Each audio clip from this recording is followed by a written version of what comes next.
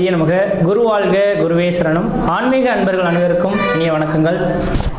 நம்ம இந்த வீடியோ மூலமாக 2025ஆம் ஆண்டிற்கான ஆவணி மாத ராசி பலன்களை பார்க்க இருக்கிறோம். குறிப்பாக இந்த வீடியோவானது பார்த்தோம் அப்படின்னாக்கா கடகராசி அன்பர்களுக்கான வீடியோ. இந்த கடகராசி அன்பர்களுக்கு ஆவணி மாத கிரகநிலை ஆராயும் போது இந்த ராசியின் குணாதிசயங்களை பற்றி நம்ம ஃபஸ்ட்டாக தெரிஞ்சுக்கணும்னு நினைக்கிறேன்.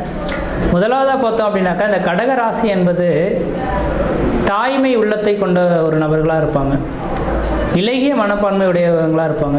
மற்றவங்களுக்கு ஏதாவது ஒரு சில கஷ்டங்கள் நடந்தால் தன் வாழ்க்கையில் நடைபெற்ற மாதிரி இவங்க அதை நினச்சி ரொம்ப நாள் ஃபீல் பண்ணக்கூடிய ஒரு நபர்களாக இருந்துட்டுருப்பாங்க.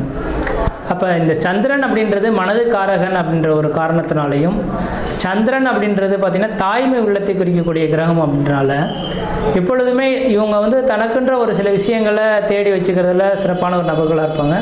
அதே நேரத்தில் தாய்மை உள்ளனா இவங்களுக்கு நிகர் இவங்க தான் அப்படின்ற சொல்லக்கூடிய அமைப்புங்க. தனக்கு வேணும்னு ஆசைப்பட மாட்டாங்க. தன்னை சுற்றி இருக்கக்கூடிய நபர்கள், தாய் தன் பிள்ளையை எப்படி பாதுகாத்து கொள்வாங்களோ அதேபோல் சமுதாயத்தில் இருக்கக்கூடிய மக்கள்களையும் அதே போல் பாவித்து நடக்கக்கூடிய ஒரு நபர்கள் யாருன்னாக்கா இந்த கடகராசி அன்பர்களாக இருந்துட்டு இருப்பாங்கன்றீங்க. ஆனால் இப்படிப்பட்ட இந்த கடகராசி அன்பர்களுக்கு கடந்த கால நிகழ்வுகள் அந்த அளவுக்கு சிறப்பான அமைப்புகளாக இல்லை. கடந்த கால அமைப்புகள் அப்படின்னாக்கா கடந்த ஒரு 3 வருட காலமே சிறப்பான அமைப்புகளாக இல்லைன்னு தான் சொல்லணும். மிகப்பெரிய சோதனைக்கான காலகட்டங்கள், வறுமைக்கான காலகட்டங்கள், கடனுக்கான காலகட்டங்கள், பொருளாதார ரீதியான தடைகள், குடும்ப ரீதியான பிரச்சனைகள், வம்பு வழக்குகள், சட்ட சிக்கல்கள், கடன் தொந்தரவுகள் சந்திக்கக்கூடிய காலகட்டங்களாக உருவெடுத்திருக்கும். காரணம் என்ன அப்படின்னு கேட்டிங்கனாக்கா இந்த கடகராசி அன்பர்களின் வாழ்க்கையில் 7.5 சனி, அஷ்டம சனி காலகட்டங்கள் நடந்ததுனால மன அழுத்தங்கள் பெரிய லெவலில் பாதிப்பை கொடுத்துருக்குன்றீங்க. மன ரீதியாக கூட குழப்பம் அடைந்த நபர்களாக இந்த கடகராசி அன்பர்கள் இருந்திருப்பாங்க. ஆனால் அப்படிப்பட்ட இந்த கடகராசி அன்பர்களுக்கு கடந்த கால வாழ்க்கையை எண்ணி பார்க்க வேண்டாம். கடந்த மார்ச் மாதம் 29ஆம் தேதியிலிருந்து அஷ்டம சனி உங்களுக்கு விட்டு விலகிடுச்சு. இனிமேலுக்கு உங்களோட வாழ்க்கையில் ஏறுமுகத்துக்கான ஒரு காலகட்டம் தொடர ஆரம்பிச்சிருச்சு. ஆனால் அதுக்கு தகுந்த மாதிரி இந்த நேர காலங்களில் கிரக நிலைகளும் ஆடி மாதத்துக்கு பிறகு ராகு கேதுவின் பிடியிலிருந்து ஒவ்வொன்றா மீள போகுதுங்க. அப்போ இந்த கடகராசி என்பவர்களுக்கு தன்னோட ராசிநாதன் சொல்லக்கூடிய இந்த சந்திர பகவான் ராசிக்கு 11ஆம் இடத்தில் நல்ல வலிமை பெற்று உட்கார்ந்திருக்கார். சந்திரனார் 3-5 சொத்தைந்து 11 தனித்திருக்க மாடப்பா மந்திரங்கள் செய்வான் காலை மகத்தான வாதம் ஒரு வைத்தியமாம் கூரப்பா குடும்பம் அது விருத்தியாகும் கோளை 8 எதிரிக்கு மார்பில் ஆணி அப்படின்ற மருத்துவத்துறையில் சாதனை படிக்கக்கூடிய மாணவ செல்வங்களாக இந்த கடகராசியில் பிறந்த நபர்கள் இந்த நேரத்தில் இருப்பாங்க. எதிரிகளை வெல்லக்கூடிய ஒரு நபர்களாக இருப்பாங்க. இந்த நேர காலங்களில் குடும்பத்தில் ஒரு சுப நிகழ்வுகள் செய்யக்கூடிய ஒரு காலகட்டங்கள் உருவாகும். இந்த நேர காலங்களில் பண வருவாய்கள் அதிகரிக்கக்கூடிய காலகட்டம் உருவாகும். கடன் பிரச்சனைகளுக்கு ஒரு முற்றுப்புள்ளி வைக்கக்கூடிய காலகட்டமாக இந்த மாத காலகட்டம் உங்களுக்கு இருக்க போகுதுங்க. அதனால் நீங்கள் எதுவும் கவலை கொள்ள வேண்டாம். இந்த கடகராசி என்பவர்களுக்கு இந்த மாத காலகட்டங்கள் ஒரு சாதகமான ஒரு சூழல்கள் நிறைந்த ஒரு காலகட்டமாக இருந்துகிட்ருக்கு. அடுத்தது பார்த்தோம் அப்படின்னாக்கா இந்த கடகராசிக்கு நிரந்தரமான வேலை வாய்ப்பு இல்லாமல் தடுமாறிட்டு இருக்காங்க. எனக்குன்ற ஒரு மனிதனுக்கு அழகு நிரந்தரமான வேலை வாய்ப்பு. நிரந்தரமான வேலை வாய்ப்பே இல்லை அப்படின்னாக்கா இந்த மனிதனுக்கு அந்த அளவுக்கு சாத்தியமாக இருக்குமா அப்படின்னாக்கா கண்டிப்பாக கிடையாதுங்க. அப்போ நிரந்தரமான வேலைவாய்ப்பு இல்லாத நபர்களுக்கு 11ஆம் இடத்துல சந்திரன் இருக்கனால உங்களோட தகுதிக்கும் திறமையும் அறிந்து உங்களுக்கு வேலை வாய்ப்புகள் கிடைக்கக்கூடிய ஒரு மாத காலகட்டமாக இந்த மாதம் உருவாக போகுது. அதனால் இந்த மாத காலகட்டம் வேலைவாய்ப்பு இந்த காலகட்டங்கள் பொருளாதார ரீதியான வளர்ச்சிகளை சந்திக்கக்கூடிய காலகட்டங்கள். அடுத்ததாக பார்த்தோம் அப்படின்னாக்கா இந்த நேர காலகட்டத்தில் ஊரை விட்டு வெளியூர் வெளிமாநில வெளிநாட்டில் போய் வசிக்கக்கூடிய நபர்களுக்கு அந்த நாட்டு குடியுரிமை வாங்கி அங்கேயே செட்டில்ட் ஆகக்கூடிய காலகட்டம் உருவாயிடுச்சுங்க. ஏன்னா அவங்க ராசிக்கு 12ஆம் இடத்துல குரு சுக்கிரன் இணைந்து சுபகிரகங்கள் வீட்டிருக்கிறத பார்க்க முடியுது.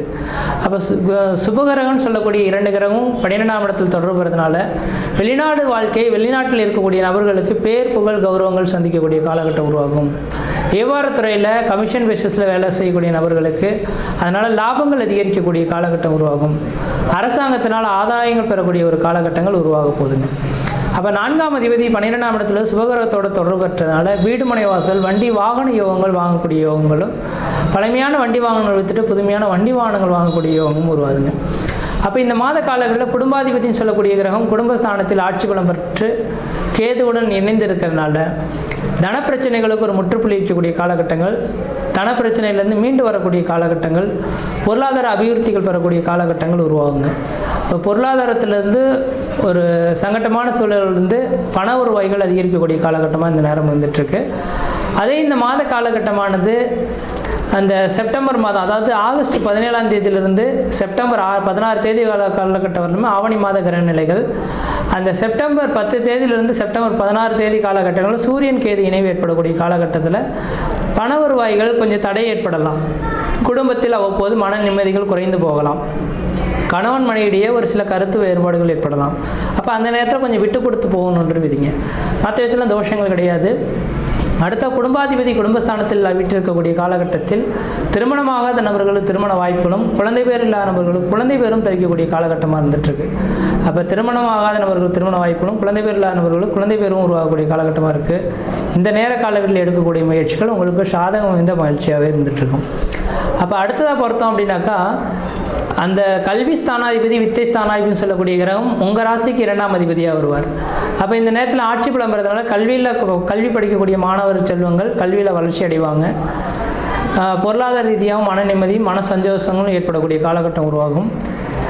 அதே போல் பார்த்தீங்க அப்படின்னாக்கா, இந்த நேர காலகட்டத்தில் உங்கள் ராசிக்கு 6ஆம் அதிபதியான குரு பகவான் 12ஆம் இடத்துலேருந்து சொந்த வீட்டை பார்க்கறனால நோய் வம்பு வழக்குகள்லேருந்து மீண்டு வரக்கூடிய காலகட்டங்கள், கோர்ட்டு கேஸ் வழக்குகள் உங்களுக்கு சாதகமான சூழல்கள் ஏற்படக்கூடிய காலகட்டங்கள், பொருளாதாரத்தில் ஒரு உயர்வடையக்கூடிய காலகட்டம் உருவாகும். அதே போல் 6ஆம் அதிபதியான சொந்த வீட்டை பார்க்கறனால அரசாங்க உத்தியோகம் உங்கள் வீட்டின் வாயில் கதவை தட்டக்கூடிய காலகட்டம் உருவாகுதுங்க. அதனால் இந்த நேர காலங்களில் அரசாங்க வேலைகளுக்கு முயற்சி எடுக்கக்கூடிய நபர்களுக்கு அரசாங்க உத்தியோகம் கிடைக்கக்கூடிய காலகட்டங்கள், திருமணமாகாத நபர்கள் திருமண வாய்ப்புகள், குழந்தை பேர் இல்லாத நபர்கள் குழந்தை பேர் உருவாகுது, குடும்பத்தில் ஒரு சுப நிகழ்வுகள், சுபகாரியங்கள், அழியா சொத்து சேர்க்கைகள், வீடுமனை வாசல் வாங்குவது, கட்டுவது, குடிபெயர்ந்து குலதெய்வத்துக்கு செய்ய வேண்டிய சடங்குகள் செய்கிறது, இது மாதிரியான சுப நிகழ்வுகள் ஏற்படக்கூடிய ஒரு காலகட்டமாக இருக்குது. அதேபோல் 8ஆம் இடத்துல ராகு இருக்கிறது அந்தளவு விசேஷம் கிடையாது. 8ஆம் இடமானது அடிவயிறு சம்பந்தப்பட்ட பிரச்சனையை கொடுக்கும். அப்போ சாப்பாடு உணவுப் பொருட்கள் மட்டும் துரித உணவுகளை சாப்பிடக்கூடாது. அன்னைக்கு சமைச்சு அன்னைக்கே சாப்பிடக்கூடிய உணவுகளாக இருக்கணும். ஸ்டாக் வச்சு சாப்பிடக்கூடிய உணவுப் பொருட்கள் கண்டிப்பாக பாக்கெட்டில் அடைக்கப்பட்ட உணவுகள்லாம் சேர்க்கக்கூடாது. அடிவயிறு சார்ந்த பிரச்சனைகள் வரலாம். அல்லது ஒரு சிலர் சாப்பிடாமலே இருந்து அல்சர் சம்மந்தப்பட்ட கம்ப்ளைண்ட் வரலாம். அதனால் இந்த நேர காலங்களில் சாப்பாடு விஷயத்தில் மட்டும் கவனமாக இருந்தீங்கன்னா போதுமானது.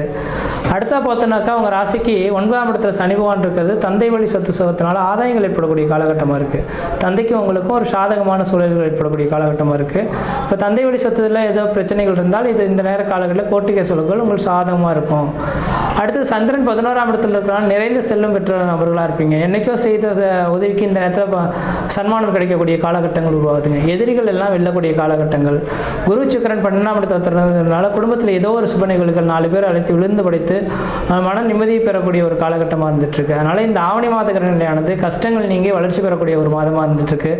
இந்த மாத காலகட்டத்தை சரியாக பயன்படுத்திங்கன்னா வாழ்க்கையில் வெற்றி பெறத்துக்கான வாய்ப்புகள் இருக்குது. இந்த மாத காலகட்டத்தில் நீங்கள் வழிபடக்கூடிய தெய்வம் எதுன்னு பார்த்தீங்கன்னாக்கா, பிரதோஷ காலகட்டத்தில் நந்தி பகவானுக்கு 1 லிட்டர் பால் உள்ள 1 முழம் முல்லைப்பூ வாங்கி கொடுத்து அர்ச்சனை செய்வதன் விளைவாக இந்த மாத காலகட்டத்தில் பணம் பிரச்சனையிலிருந்து மீண்டு பொருளாதார அபிவிருத்திகள் பெறக்கூடிய ஒரு காலகட்டம் உருவாகும். அதனால் இந்த மாத காலகட்டத்தில் எந்த விதத்தில் நீங்கள் முயற்சி எடுக்கிறீங்களோ அந்த அளவுக்கு வளர்ச்சி பெறக்கூடிய ஒரு மாத காலகட்டமாக இருக்குது. முயற்சி எடுத்து பாருங்கள், கண்டிப்பாக வெற்றி பெறுவீங்கள். நன்றி, வணக்கம்.